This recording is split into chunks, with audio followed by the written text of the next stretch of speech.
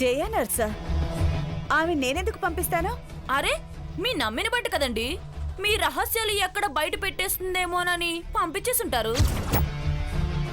ఏయ్, మా ఇంటికి వచ్చి నువ్వేం మాట్లాడుతున్నావు? నా లెవెల్ ఏంటో తెలుసా? ఒక్క ఫోన్ చేశానంటే. హలో సార్, మీరెందుకు అంత ఆవేశపడుతున్నారు?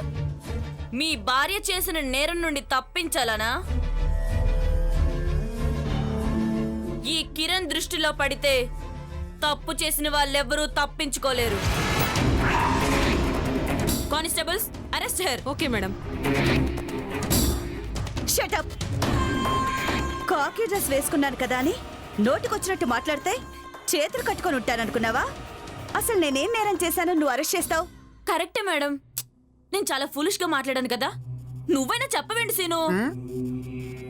ఇలాంటి పెద్దవాళ్ళని అరెస్ట్ చేయాలంటే సాక్ష్యాలతో రావాలని. సరే సరే, మేడం గా సాక్ష్యం ఇచ్చేసే. సాక్ష్యాలా? అయ్యో, మా వాడు కొంచెం టెన్షన్ పడుతున్నాడండి, నేనే ఇస్తాను.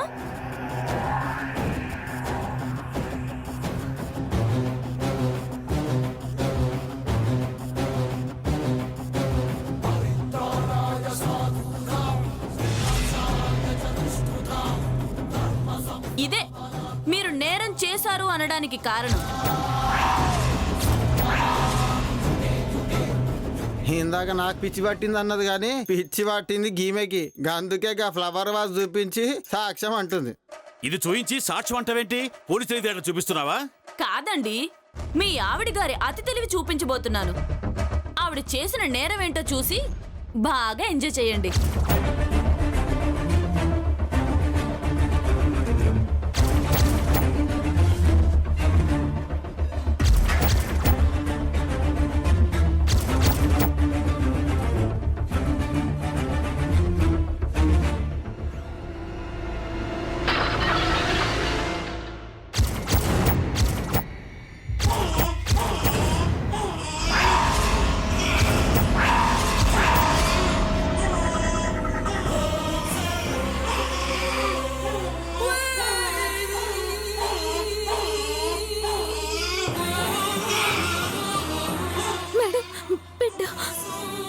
అవును, నీ బిడ్డే, వెళ్ళి తెచ్చుకో.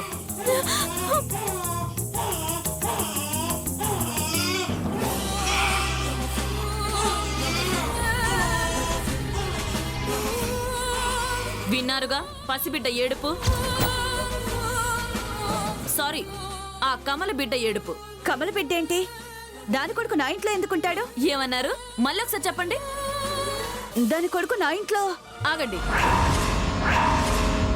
కమలకు పుట్టింది కూతురు అయితే మీరు కొడుకు అంటున్నారేంటి?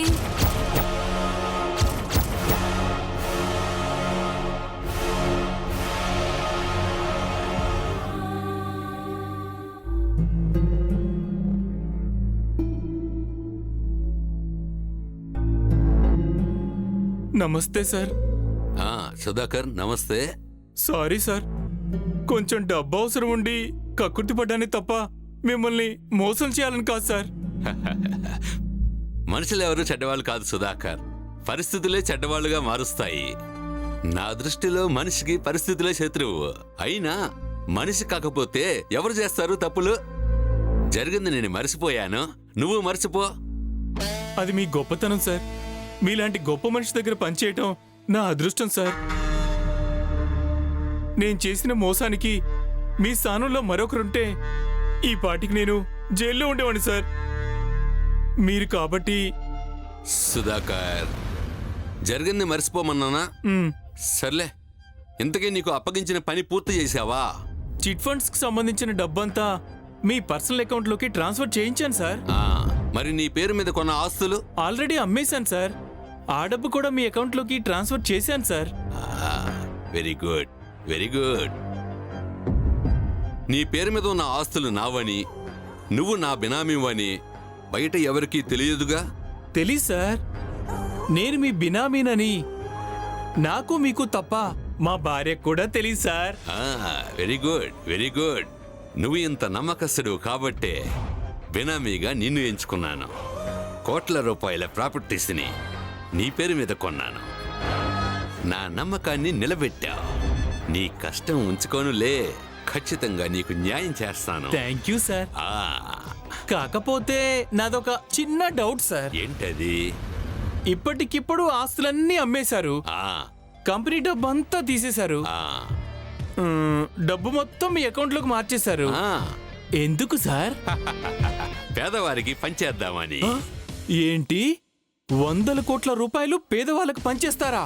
అవును సుధాకర్, ఒకప్పుడు నేను బిచ్చగాడిని. కాలం కలిసి వచ్చి కోట్లు సంపాదించా. డబ్బులు లేకపోతే మనసు పడే నరకమేంటో బొచ్చె పట్టుకుని అడుక్కున్నా నాకు తెలుసు. అందుకే నాకున్నదంతా పేదలకు పంచిపెట్టేసి ఏ కాశీయో రామేశ్వరమో వెళ్ళిపోదాం అనుకుంటున్నా. చాలా ఆశ్చర్యంగా ఉంది సార్. ఫ్రీగా 10 రూపాయలు ఇవ్వాలంటేనే ప్రాణం పోతున్నట్టు ఏడ్చి ఈ లోకంలో కోట్ల రూపాయలు దానం చేయాలనే మీ గొప్ప మనసుకి చేతులెత్తి మొక్కుతున్నాను సార్. కాకపోతే డబ్బంతా పోతే మళ్ళీ అడుగు తినాల్సి వస్తుందేమో. నోరు మూయి సుధాకర్.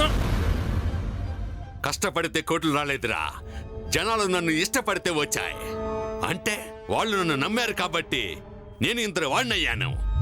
ఆ నమ్మకానికి ప్రతిఫలంగా పేదవారికి సాయం చేయాలనుకున్నాను. దానికోసం నేను ఏమైనా చేస్తానురా. నోరు మూసుకొని చెప్పింది చేయి. ఏదేమైనా మీరు గ్రేట్ సార్. అవును, డబ్బంతా తీసుకున్నారు, ఓకే. మరి ఆ కమిషనర్కి కనకం ఇచ్చిన 5 కోట్లు వదిలేశారేంటి? అది నీ పేరు మీద లాకర్లో పెట్టా. వెళ్ళి లాకర్ తాళాలు, పాస్బుక్ తీసుకురా. ఓకే సార్, రేపు ఉదయాన్నే తీసుకొస్తాను సార్. చూడు, ఈ విషయం మన ఇద్దరి మధ్య ఉండాలి. బయటికి వచ్చిందో ప్రాణం పోయినా చెప్పండి సార్. ఆ, ఉంటాను సార్. ఆ.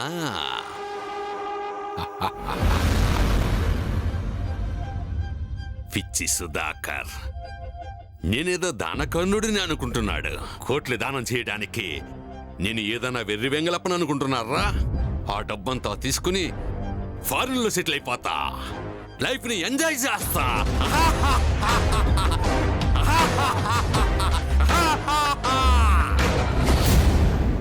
ఏంటండి మీరనేది? మీ ఓనర్ గారు డబ్బులన్నీ పేదలకు పనిచేస్తున్నారా? అవును భాగ్య, అలాంటి దానకర్ణుడు దేశానికి ఒక్కడుంటాడు. నిజమేనండి. అలాంటి మహానుభావుల దగ్గర పనిచేయడం మీ అదృష్టం. అదృష్టమా తొక్క. వాడు లఫుట్ గాడు, నమ్మకానికి ద్రోహి, మోసగాడు, నయవంచకుడు. ఏంటండి మీరనేది? అవును భాగ్య, పైసా పైసా కూడబెట్టుకుని పిల్లల చదువుల కోసం, పెళ్లిళ్ళ కోసం, ఇల్లు వాకిలి కొనటం కోసం వీడి కంపెనీలో చిట్టి కడుతున్నారు. వీడి మంచివాళ్ల నటిస్తూ అడిగినవన్నీ కాదనకుండా సాయం చేస్తాడని నమ్మి కోట్ల రూపాయలు వీడి కంపెనీలో దాచిపెడుతున్నారు. కానీ వీడేం చేస్తున్నాడో తెలుసా? లక్షిస్తే నెల రోజుల్లో 2 లక్షలు ఇస్తానని, 4 వారాల్లో డబుల్ చేస్తానని ఆశ పెట్టి జనాల దగ్గర నుండి కోట్లు దండుకుంటున్నాడు.